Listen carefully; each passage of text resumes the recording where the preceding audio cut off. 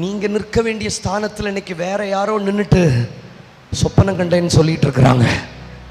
நீங்க செயல்பட வேண்டிய இடத்துல இன்னொருத்தங்க நின்றுட்டு பாட்டு பாடிக்கிட்டு இருக்கிறாங்க. அவங்க பாட்டு பாடுறது சந்தோஷம், அவங்க வர்ஷிப் பண்றது சந்தோஷம். ஆனா இதை முந்தி நான் உனக்கு இல்லை தந்தேன், இதை முந்தி உனக்கு இல்லை தந்தேன். காலத்தை பார்த்தா போதகரா இருக்க வேண்டிய நீ இன்னைக்கு விசுவாசியை விட கேடுகட்ட நிலைமையில் இருக்கிறீங்க. இதை உணர்த்துறதுக்காகத்தான் அவனுக்கு நான் சொப்பனம் கொடுத்தேன். அவன் நல்லவன் இல்லை, பார்வோன் நல்லவன் கிடையாது.